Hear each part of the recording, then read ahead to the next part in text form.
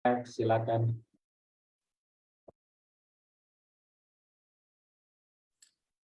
Shalom, salam jumpa kembali bersama dengan Kohen Serve People dan juga Pendeta Pardosi dan beberapa sahabat-sahabat pendeta. Kita telah sampai kepada pelajaran yang ke-10, yaitu api neraka, masih dalam pelajaran sekolah sahabat tentang kematian, hampir mati, dan harapan masa depan. Malam hari ini kita akan belajar bersama-sama, namun sebelum kita berdiskusi, menyampaikan beberapa pertanyaan ataupun pandangan, kita akan lebih dahulu mendengarkan pemaparan yang akan dibawakan oleh pendeta muda Jeremy Huta Julu. Namun sebelum itu, kita akan terlebih dahulu berdoa, memohon tuntunan Roh Kudus Tuhan. Mari kita tunduk kepala, kita sama-sama berdoa. Bapa di sorga, Tuhan yang penuh kasih dan penuh kemurahan, terima kasih waktu yang baik Tuhan kembali pertemukan di waktu yang baik ini untuk kami belajar bersama-sama dari pelajaran sekolah sahabat. Biarlah tuntunan Tuhan yang menyertai kami dan juga seluruh sahabat konsep yang menyaksikan agar ini boleh menjadi pelajaran dan menjadi kekuatan, harapan, iman percaya kami. Dalam nama Yesus Tuhan dan Juru Selamat kami sudah berdoa. Amin. Baik, waktu ini kita berikan kepada pendeta muda Jeremy Huta Julu yang sementara ini melayani di Kalimantan Timur, Jemaat Philadelphia dan juga Perapatan di Balikpapan. Silakan pendeta muda Jeremy Huta Julu. Baik, selamat malam untuk kita semua. Terima kasih untuk kesempatan yang telah diberikan. Akan pemaparan singkat mengenai pelajaran sekolah sahabat kita. Pada pekan ini pelajaran yang ke-10 dalam triwulan yang terakhir. Izinkan saya untuk share screen terlebih dahulu. Dengan judul pelajaran kita selama sepekan ini, api neraka. Api neraka, di mana ayat hafalannya diambil dalam 1 Tesalonika 5 ayat 21 yang berbunyi seperti berikut. Ujilah segala sesuatu dan peganglah yang baik. Ayat ini menyampaikan kepada kita untuk mengadakan penyaringan. Penyaringan segala sesuatu tentunya berkaitan dengan hal ini, segala sesuatu yang menyangkut kehidupan kita. Terlebih secara keimanan, kita diajak untuk menguji dan mengujinya berdasarkan pekabaran firman Tuhan. Maka setelah kita dapat hal-hal yang sudah diuji itu, hal-hal yang baik yang setelah diuji, itulah yang akan kita pegang. Memasuki pelajaran sekolah sahabat kita dengan pekabaran yaitu ulat-ulat yang abadi, di mana ayat ekspresi ini, ulat-ulat yang abadi ini muncul dalam kisah di kitab Markus dan juga di kitab Yesaya. Di mana ini kisah ketika Tuhan Yesus menyampaikan bahwa lebih baik kita masuk surga dengan ada yang tertinggal, bahwa kita melepaskan segala sesuatu yang bisa membawa kita justru masuk dalam dosa dan menghalangi kita masuk dalam kerajaan surga. Karena di tempat itulah ada ulat-ulat yang disampaikan, ulat-ulat yang akan memakan, ya kurang lebih ya di ayat. Saya coba bacakan salah satu ayatnya, Markus 9 ayat 44 contohnya. Di tempat itu ulatnya tidak akan mati dan apinya tidak akan padam. Baik, itulah kurang lebih ekspresinya. Dan pelajaran sekolah sahabat kita disampaikan bahwa kata ulat dalam Markus 9 ayat 48 itu, ada yang menafsirkan itu sebagai sebuah kiasan, bahwa itu sebenarnya dimaksudkan adalah jiwa atau roh yang jahat, yang setelah mereka terbang ke neraka, di mana ia tidak akan pernah mati dan menderita siksaan abadi. Jadi roh ini ketika seorang mati, orang jahat, dia tidak mati, tapi dia tetap hidup, tapi dia menerima siksaan abadi. Karena disampaikan ulatnya tidak akan pernah mati dan apinya tidak akan padam. Dan orang ada yang menafsirkan ulat itu adalah sebagai roh atau jiwa. Seorang tokoh teolog, Eugene Anida, dalam tulisannya menyatakan bahwa sebenarnya hal itu bertentangan dengan apa yang Alkitab sampaikan tentang ajaran tentang kematian. Karena Alkitab menyatakan mati itu sama dengan tidur, dan dikatakan ada yang tidak tahu apa-apa, tidak punya perasaan ataupun ingatan tentang orang yang masih hidup. Dan kemudian ulat itu tidak berarti ulat sungguhan.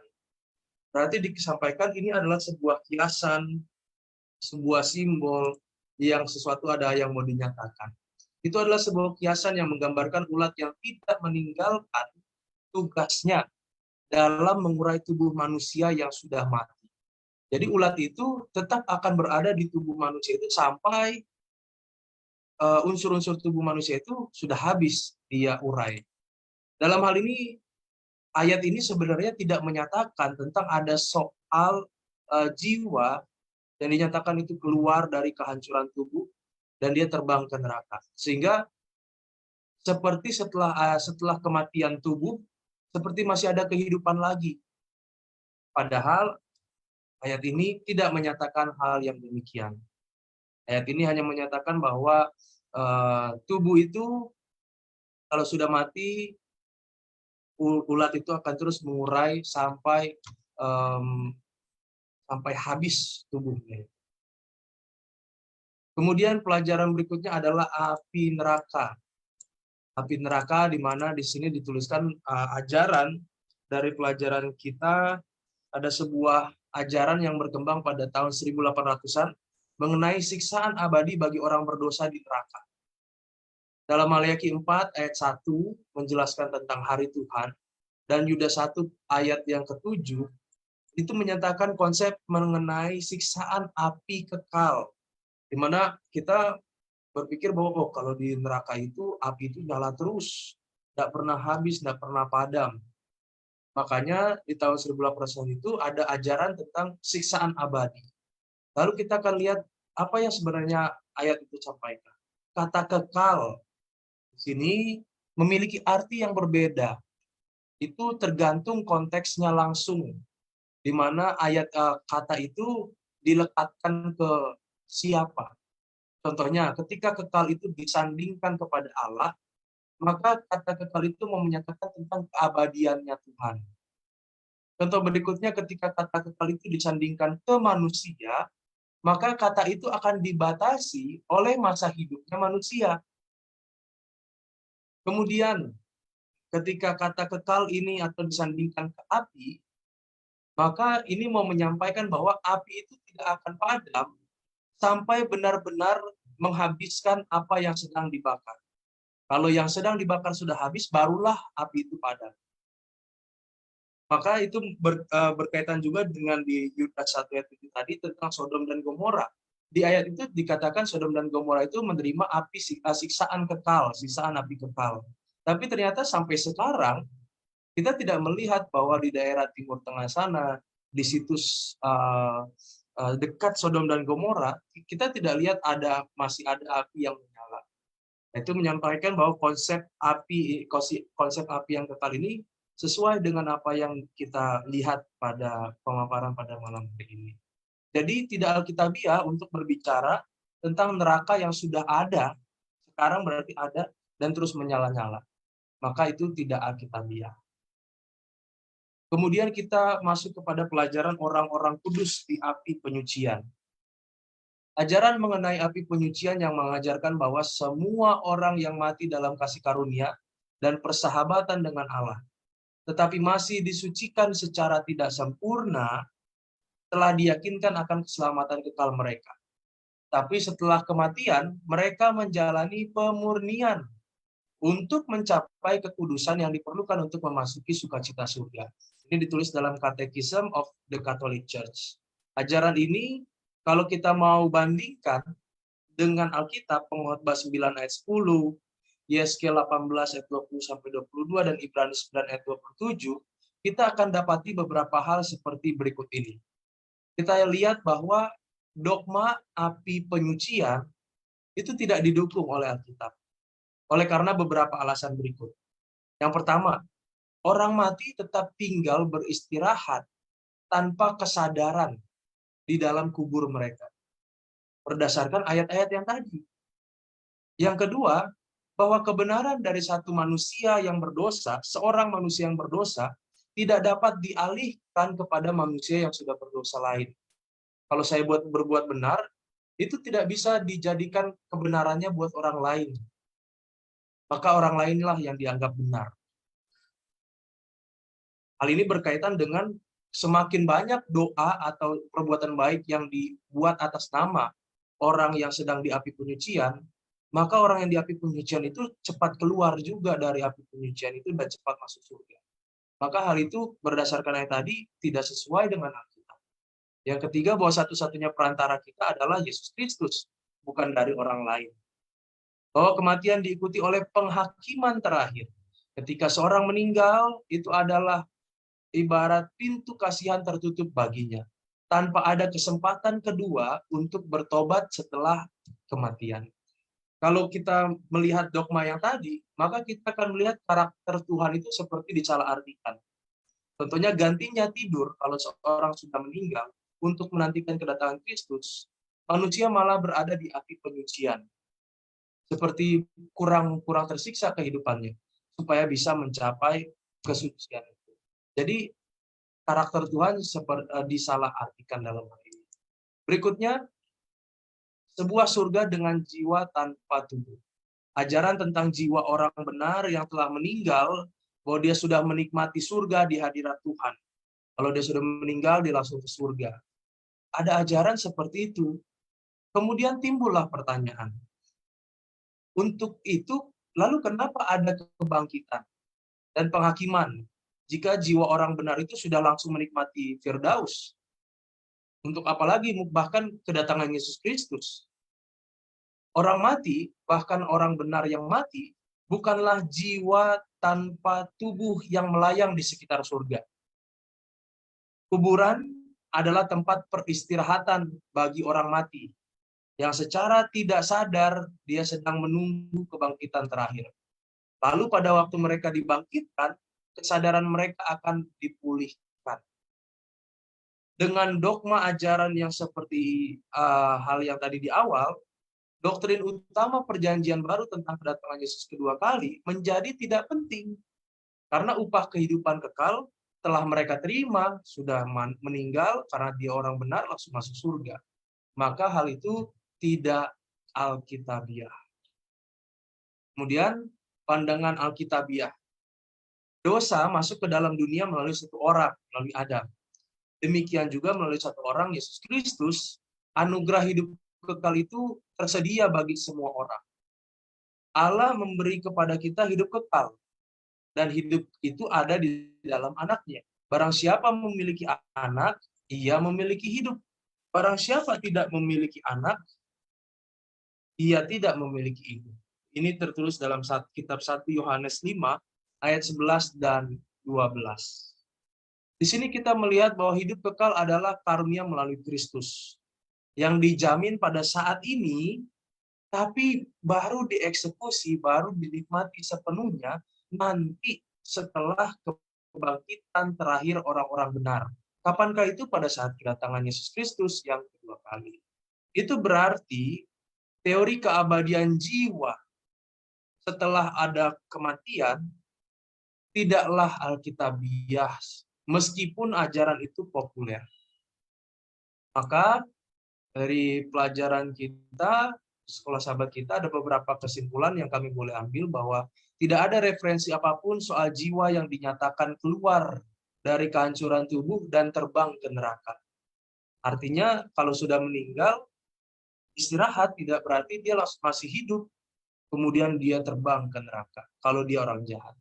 Kemudian api neraka tidak sedang terjadi, atau artinya dia belum ada, belum terjadi. Dan api akan menyala sampai benar-benar menghabiskan apa yang sedang dibakar. Kemudian dogma tentang api penyucian yang tidak alkitabiah oleh karena 4 alasan, yaitu orang-orang mati tidak tahu apa-apa. Kebenaran orang lain tidak bisa dialihkan jadi kebenaran orang lain. Hanya Yesus Kristuslah satu-satunya perantara kita, dan kematian diikuti dengan penghakiman terakhir atau pintu kasihan tertutup. Yang berikutnya adalah hidup kekal adalah karunia melalui Kristus yang dijamin saat ini, tetapi baru dinikmati sepenuhnya nanti setelah kebangkitan terakhir orang-orang. Inilah beberapa kesimpulan ide-ide singkat dari pelajaran sekolah sahabat kita yang kami boleh sampaikan. Kami kembalikan kepada Pendeta Riki. Amin. Terima kasih banyak Pendeta Muda Jeremy Huta Julu untuk kesimpulan pemaparan pelajaran yang rasanya begitu baik ya, yang kita boleh nikmati dari pelajaran sekolah sahabat. Dan saat ini, bila mana sahabat konsep menyaksikan, baik yang live dari Facebook, ataupun yang mungkin kemudian dari YouTube atau media sosial lainnya, bila mana mungkin ada pertanyaan, boleh tuliskan di kolom komentar, sehingga kita boleh berdiskusi bersama-sama. Nah, untuk saat ini sudah ada beberapa pertanyaan pendeta yang bisa jadi diskusi kita, dan mudah-mudahan juga boleh memperluas pelajaran dan memperkaya. Yang pertama, pendeta, ini kita ke pendeta Jeremy terlebih dahulu ya. Ini mungkin tadi sempat disinggung ya, tapi mungkin masih ada yang bertanya tentang api kekal itu ya. Apa sih maksudnya api kekal? Apakah ini api neraka yang terus menyala? Karena kan namanya kekal ya. Kalau pengertian sederhana kita, kekal berarti wah terus-terus ada dia. Berarti sudah ada mungkin ya neraka sekarang ya, seperti yang mungkin banyak orang pahami gitu. Apakah sudah menyala dari saat ini atau mungkin kapan itu adanya dan bagaimana api ini? Supaya kita boleh mengerti tentang api kekal ini. Silakan Pak Pendeta.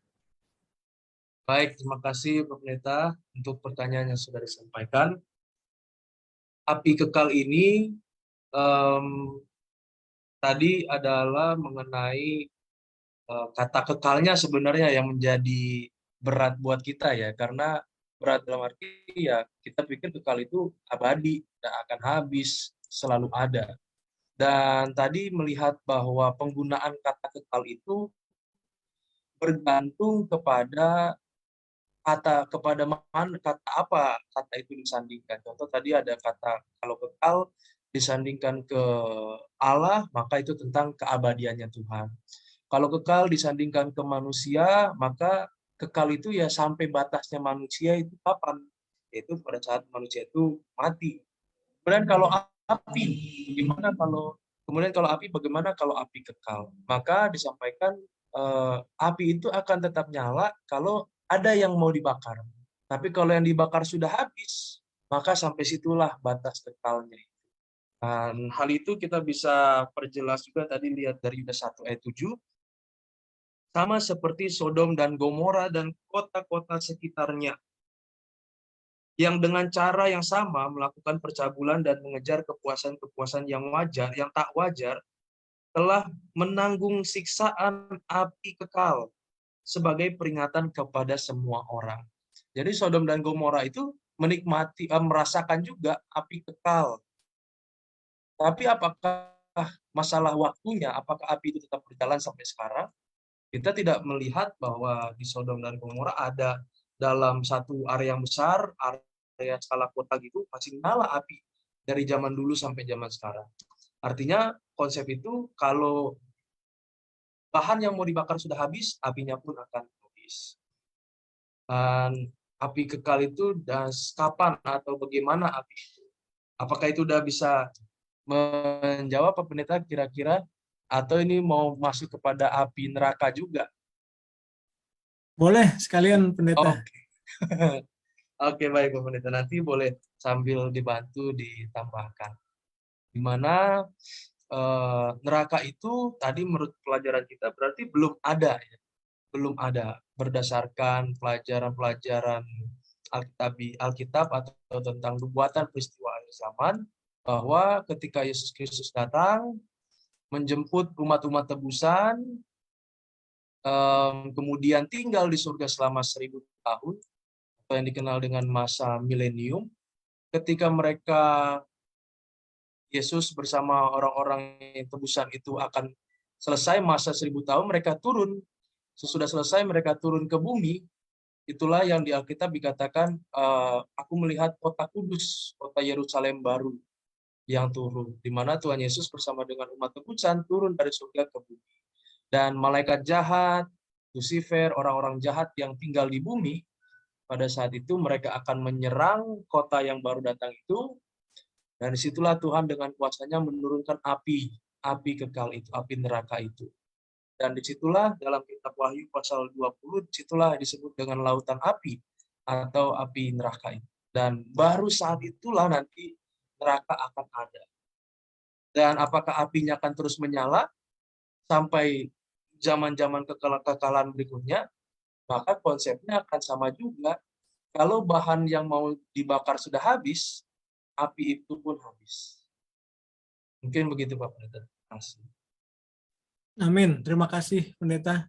Saya pikir jawaban yang lengkap ya. Harusnya dari penjelasan ini kita sudah bisa mengerti dengan jelas tentang neraka, kapan itu api neraka. Dan yang mungkin memang jadi pertanyaan adalah mendefinisikan api kekal itu ya. Kalau kita pakai pengertian umumnya ya memang kekal begitu. Tapi tadi Pendeta Jeremy sudah jelaskan Alkitab punya pengertian tentang kekal itu. Nah, ini yang menarik untuk kita bahas sama-sama ya. Kita ke pertanyaan yang kedua, Pendeta. Mungkin saya ke Pendeta Adrian Brunesi yang ada bersama-sama dengan kita, nanti ke Pendeta Jeremy lagi.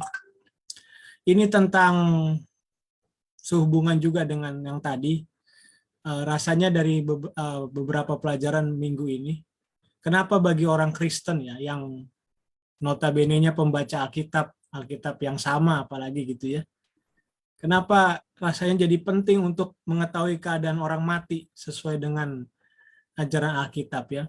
Karena rasanya kalau kita nggak mengerti keadaan orang mati, jadi kayak tabrakan doktrin-doktrinnya ini ya. Nah, mungkin Pendeta Adrian ada pandangan tentang ini, silakan Pak Pendeta. Baik, terima kasih. Mungkin sedikit saya juga mau menyinggung, karena ini masih berhubungan dengan kekekalan ya.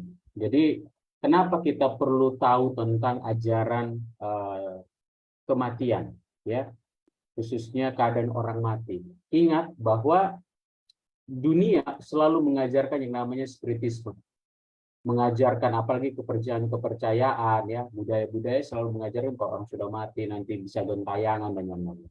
Tetapi Alkitab menyebutkan bahwa kalau orang sudah mati itu tidak tahu apa, tidak tahu apa-apa, ya dia tidur, ya nafas ya. Kalau Alkitab katakan roh nafas itu ya kembali kepada Allah. Jadi kenapa kita perlu tahu? Karena setan menggunakan ajaran-ajaran ini untuk menipu akan umat-umat Tuhan. Nah, berbicara tadi tentang kekal ya. Kekal itu sebenarnya dari kata aionios ya. Aionios ya. Jadi kekal itu bisa diartikan menurut dari dua cara pandang. Yang pertama, kalau dari cara pandang Allah berarti itu untuk selama-lamanya. Tapi untuk manusia tidak untuk selama-lamanya. Ya. Jadi tidak untuk selama-lamanya. Jadi apa yang dimaksud dengan api yang kekal itu tadi ya, neraka itu? Apakah memang api itu akan menyala lama? Tidak. Tapi tunggu sampai apa? Habis bahan bakarnya atau manusia itu, ya sudah, dia mati. Ya. Tetapi yang dimaksud dengan kekal di situ adalah orangnya yang mati selama-lamanya. Ya. Artinya sudah tidak punya lagi apa akan harapannya. Ya. Karena ingat, karena Alkitab juga mengajarkan tentang dunia yang baru. Di mana dunia yang baru? Ya bumi kita ini. Artinya apa? Bumi ini akan diperbaharui. Berarti setelah dibakar dengan api neraka, bersama dengan orang-orang berdosa, apinya sudah mati, maka akan diperbaharui. Jadi itu pandangan dari saya menurut apa yang saya pahami dari Alkitab. Terima kasih. Baik, terima kasih Pak Pendeta. Mungkin ke Pendeta Jeremy tentang itu tadi Pendeta, tentang keadaan orang mati. Kenapa rasanya penting ya untuk tahu keadaan orang mati menurut Alkitab ini ya. Padahal orang Kristen juga kita baca Alkitab yang sama gitu. Silakan Pak Pendeta. Baik, terima kasih Pak Pendeta. Tentu dalam hal ini karena kita tahu kita akan mati gitu ya. Orang yang hidup kan tahu kita akan mati. Jadi kita merasa kalau udah mati gimana ya? Dengan sebuah pemikiran Apakah langsung hilang, apakah tersiksa, atau seperti apa? Tentu semua orang membutuhkan kejelasan dalam hal ini. Dan Alkitab menyediakan ajaran yang jelas yang bisa kita dapati. Walaupun banyak perbedaan penafsiran yang sudah kita lihat. Namun itu jadi penting supaya kita tahu kita mau kemana. Atau rencana Tuhan bagi kita seperti apa. Maka ketika kita bisa mengenal rencana Tuhan melalui Alkitab itu tentang kematian kita bisa mengenal Tuhan juga dengan lebih baik lagi. Kita tidak akan mengenal Tuhan sebagai Tuhan yang kejam, yang manusia itu umurnya 70 tahun. Bisa anggaplah berdosanya 70 sampai 80 tahun. Masa di sana lebih dari 70 tahun, lebih dari 100 tahun, setimpal dengan masa hidupnya dia. Dihitung-hitung kalau 70 tahun, enggak juga 70 tahun itu semuanya dosa, ada juga baiknya mungkin bagi setiap orang yang rindu berargumen gitu ya. Maka ketika kita tahu tentang ajaran yang benar tentang keadaan orang mati, kita bisa kenal Tuhan kita lebih baik juga. Kita bisa terhindar dari penipuan yang orang bilang mungkin ya tentang, mohon maaf, ajaran-ajaran yang tradisional atau yang tidak sesuai dengan Alkitab. Dan hal-hal itulah yang menjadi penting dan itu menjadi harapan bahwa kita tahu ada surga, ada Tuhan yang menyediakan kehidupan kekal untuk semua orang. Dan terlebih kita bisa mengenal dan semakin percaya kepada Yesus Kristus. Kita tidak ragu, kita tidak lagi khawatir yang kelewatan dan takut hal kehidupan kita tahu Yesus Kristus akan menyediakan yang terbaik bagi kita setelah kematian. Demikian mungkin Pak Pendeta. Baik, terima kasih Pendeta Jeremy. Kita langsung ke pertanyaan berikutnya, Pendeta. Ini tadi mungkin sudah sedikit dibahas, tapi mungkin boleh dijelaskan lagi ya, diulangi atau mungkin ditambahkan, Pendeta. Tadi tentang purgatori atau api penyucian. Mungkin bagi banyak kalangan Kristen ya, yang mengaku percaya kepada Yesus juga, ada pemahaman tentang ini gitu. Nah, itu apa sih sebenarnya gitu ya? Karena ada yang paham tapi banyak juga yang enggak gitu. Tapi dalam ketidakpahaman ada yang percaya juga gitu. Jadi sebenarnya itu apa sih? Lalu kira-kira apa alasan utama kenapa itu jadi tidak alkitabiah begitu? Silahkan Pak Pendeta Jeremy lebih dahulu. Baik, terima kasih. Api purgatori yang kita ketahui ya, nanti boleh ditambahkan bahwa itu seperti satu tempat di mana tadi di sumber tadi di presentasi tadi itu tempat buat orang yang dia menerima kasih karunia Tuhan, tapi belum secara sempurna disucikan. Jadi ibaratnya ini nggak jahat, nggak juga benar, kayak di tengah-tengah. Jadi mau ibarat mau masuk surga belum cukup kesuciannya, mau masuk neraka bukan juga orang yang menolak Yesus Kristus karena dia masih menerima bagian karunia, dijelaskan di satu kutipan ini. Jadi ada api penyucian di mana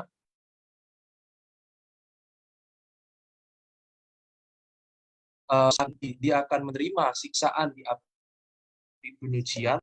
Dia akan menerima siksaan di api penyucian yang tujuannya adalah untuk memurnikan dia, menyucikan dia. Satu kalimat di sini ya saya boleh baca, tetapi setelah kematian mereka menjalani pemurnian untuk mencapai kekudusan yang diperlukan untuk memasuki sukacita surga. Jadi dalam hal mereka disiksa di api penyucian itu, cepat atau lambatnya bergantung berapa banyak dosa mereka. kemudian nanti setelah itu mereka akan masuk ke dalam kerajaan surga. Kalau mau lebih cepat, maka dikatakan orang mendoakan dia, maka penderitaannya akan berkurang di api siksaan, di api penyucian. Kemudian kalau ada sedekah-sedekah, kemudian membantu orang dan yang lain-lain, tapi dibuat atas nama orang itu, maka diyakini bahwa dia akan memasuki masa penyucian di api penyucian itu jadi lebih cepat, penyiksaan yang dialami akan semakin berkurang dan dia cepat masuk dalam kerajaan surga. Dan itulah beberapa hal yang kami boleh sampaikan kembali tentang api penyucian. Dan ini menjadi salah tidak berdasarkan Alkitab karena yang pertama tadi ada alasannya bahwa orang mati itu dia seperti tidur, tetap beristirahat dalam kubur. Tidak lagi ada aktivitas dalam tanda petik siksa di alam sana ya, siksa di alam sana supaya bisa masuk dalam kerajaan surga. Kemudian kebenaran dari satu manusia tadi kan saya berdoa buat saudara A supaya dia cepat keluar dari api penyucian. Tidak seperti itu. Kita menyatakan bahwa kebenaran diri sendiri adalah untuk diri sendiri. Dosa seorang ditanggung oleh orang itu sendiri, dalam kitab Yeskiel dikatakan. Kemudian satu-satunya perantara kita adalah Tuhan Yesus Kristus, bukan mengharap dari bantuan orang lain selain Yesus. Kemudian setelah mati, disitulah ditutup pintu kasihan itu. Ibarat penghakiman sudah ketok palu, siapa kita atau apa yang akan kita alami. Demikian Pak Pendeta kami. Terima kasih Pendeta Jeremy untuk jawaban yang begitu baik ya. Mungkin Pendeta Adrian ada tambahan sedikit tentang cerita purgatori dan api penyucian ini. Baik, terima kasih ya. Jadi kalau doktrin tentang purgatori ataupun penyucian itu di Alkitab tidak ada ya. Karena seseorang itu saat ini dalam proses untuk menuju ke sana ya sekarang ini. Artinya orang yang masih hidup, dia saat ini punya kesempatan untuk pada akhirnya dia akan mendapatkan janji itu, yaitu kehidupan kekal. Nah, ajaran-ajaran ini kan selalu diajarkan bagaimana kalau seorang itu sudah mati, ya, tetapi ya supaya keluarganya peduli dengan dia, suatu saat supaya dia bisa nanti diselamatkan, akhirnya dibikinlah kebaikan atas nama dia, ya, lalu dibayarlah sejumlah uang dan sebagainya, sehingga kalau bisa, ya, orang ini akan masuk dalam kerajaan surga, ya, ada prosesnya. Jadi proses ajaran daripada purgatori ini tidak ada di dalam Alkitab, ya, itu tidak dibenarkan, tapi itu adalah ajaran-ajaran dari luar. Jadi saya mengajak khususnya kita sebagai umat-umat Tuhan, yuk kita belajar firman Tuhan, ya, kita belajar firman Tuhan dan kita hidupkan. Karena apa? Sekarang ini prosesnya, ya. Kalau orang itu sudah mati tidak tahu apa-apa lagi, dia tinggal tunggu aja nanti waktu Tuhan datang apakah dia masuk surga atau tidak. Maka pastikan ketika kita mengembuskan napas yang terakhir, kita sudah mengembuskan napas terakhir itu waktu kita hidup di dalam kebenaran firman Tuhan. Jadi itu yang harus kita pastikan. Terima kasih. Terima kasih Pendeta. Jadi dari beberapa penjelasan tadi ya, rasanya ada beberapa hal yang menjadi alasan kenapa purgatori atau api penyucian itu nggak alkitabiah ya. Karena orang mati pertama nggak tahu apa-apa lagi ya, jadi nggak mungkin ada kesadaran lagi bisa lakukan apa-apa. Lalu berikutnya juga tadi disampaikan teman-teman pendeta bahwa nggak bisa orang lain mendoakan, mengusahakan untuk keselamatan kita gitu ya, apalagi kita sudah mati lalu yang masih hidup masih bisa seolah-olah mengusahakan supaya kita bisa selamat walaupun kita sudah mati. Lalu juga tadi disampaikan bahwa setelah kematian itu langsung penghakiman ya, maksudnya tidak ada lagi di antaranya gitu, masih ada prosesnya lagi. Begitu mati, wah masih bisa nih kayaknya disucikan lagi nih, itu tidak ada.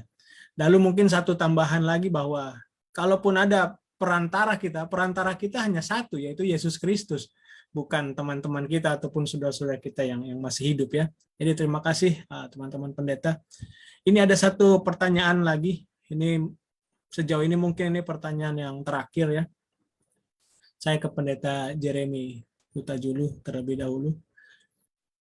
Minggu ini dalam pelajaran Sekolah Sahabat kita banyak belajar tentang teori-teori yang sebenarnya tidak alkitabiah ya. Ini bukan pemahaman kita gitu ya, tapi teori-teori yang banyak dipahami oleh teman-teman saudara-saudara kita yang tidak alkitabiah, namun banyak yang Kristen memahami hal ini gitu.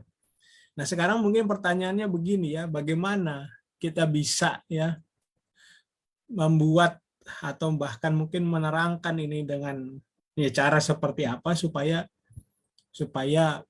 mereka bisa kembali ke kebenaran Alkitab begitu ya.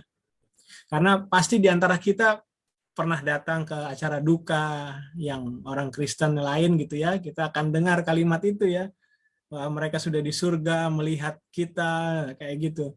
Nah, maksud saya bagaimana ya cara yang tepat ya kita bisa berbagi tentang ini di saat yang tepat, atau kira-kira seperti apa supaya mereka juga kita bisa tuntun kepada kebenaran Alkitab yang sama sebenarnya Alkitabnya. Silahkan Pak Pendeta.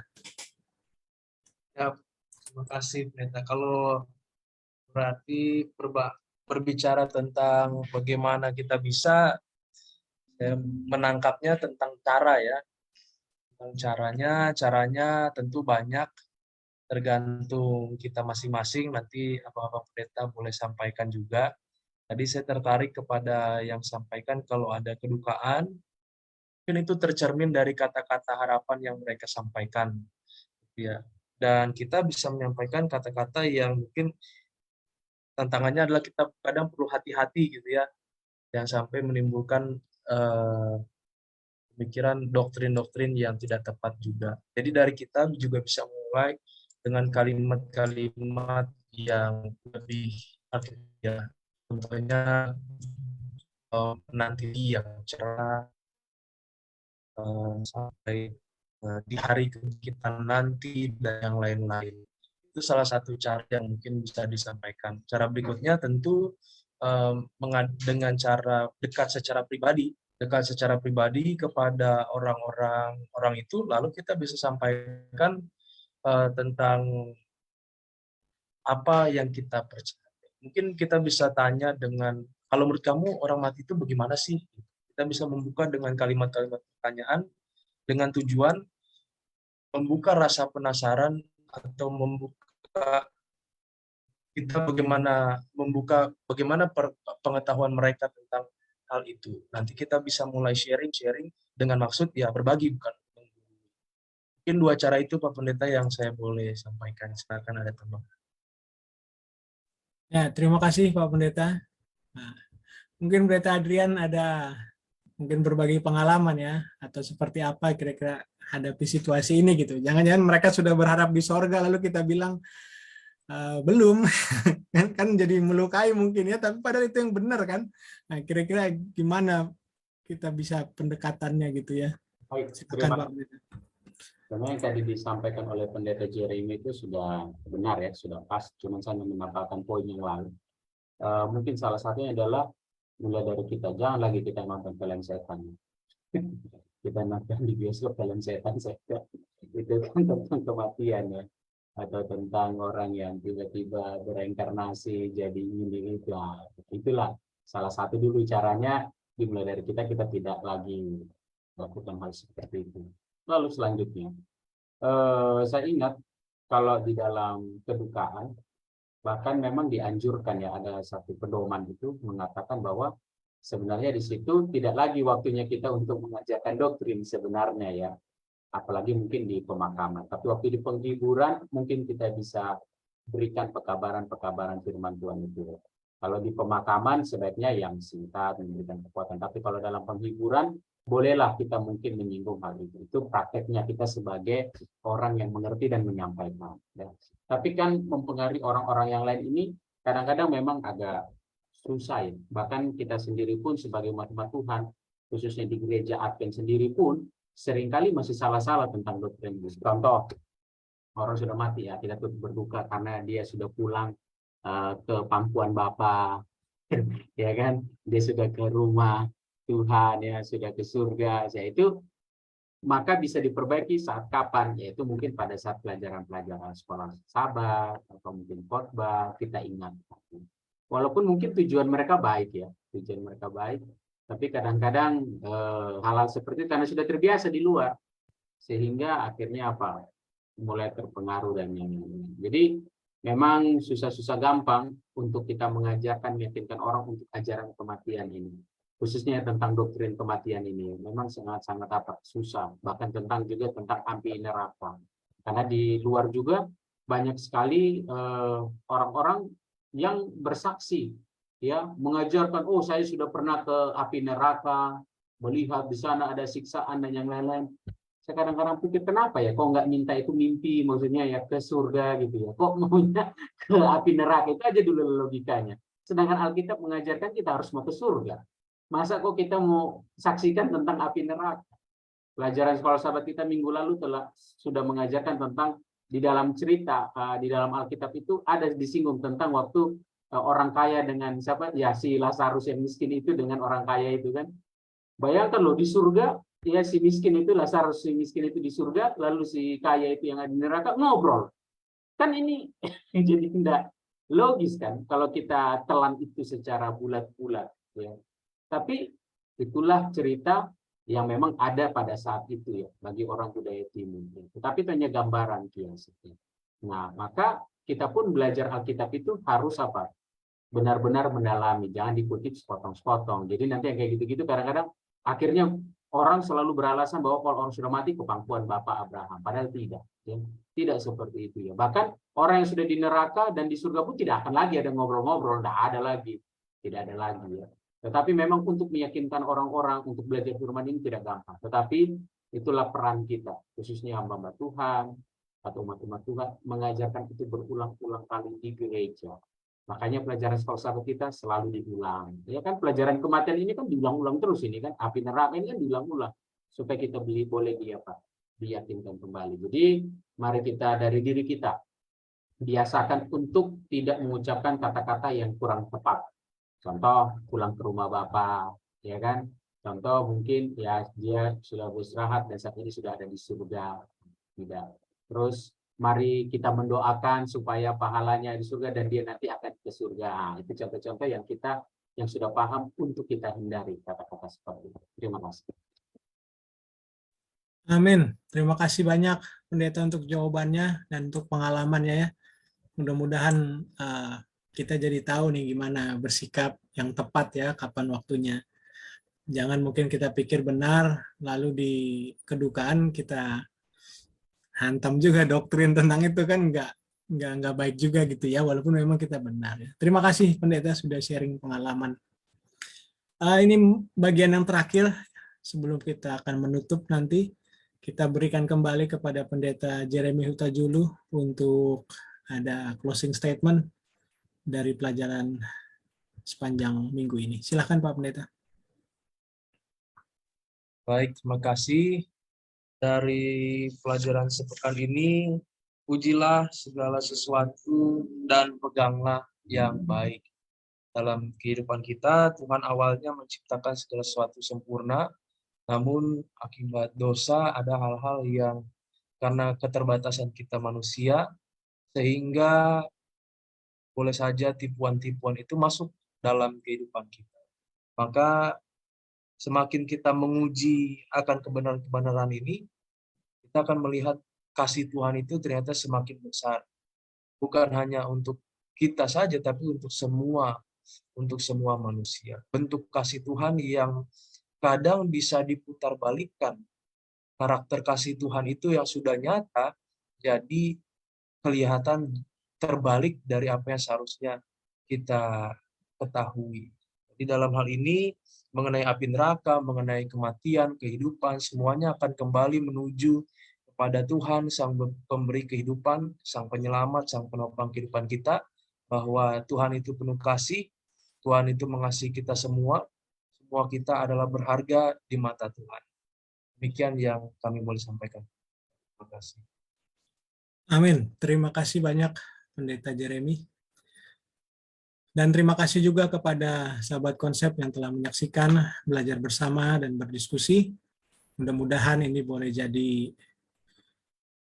pengetahuan, jadi tambahan referensi, dan juga yang paling penting jadi kekuatan buat iman dan kerohanian kita. Kita akan menutup diskusi malam hari ini, dan Pendeta Edwin Pasaribu akan memimpin kita di dalam doa. Sama-sama kita berdoa. Bapa di sorga, terima kasih berkat-Mu pada malam hari ini. Kami bersyukur kami boleh mempelajari akan firman Tuhan lewat pelajaran sekolah sahabat yang Tuhan sudah berikan kepada kami melalui hamba Tuhan Pendeta Jeremy Huta Julu. Biarlah Tuhan apa yang kami sudah pelajari boleh bermanfaat bagi kami untuk membangun iman kami lebih dekat kepada Tuhan. Kami juga berdoa untuk semua sahabat-sahabat konsep yang menonton video ini, biarlah Tuhan tambahkan iman, kekuatan menjadi bagian mereka, agar mereka tetap setia di hadapan Tuhan. Kami akan serahkan hidup kami pada malam hari ini, ampuni kami dari dosa kami, dalam nama Yesus kami berdoa mengucap syukur. Amin. Demikianlah diskusi kita malam hari ini, kiranya Tuhan memberkati kita semua. Amin.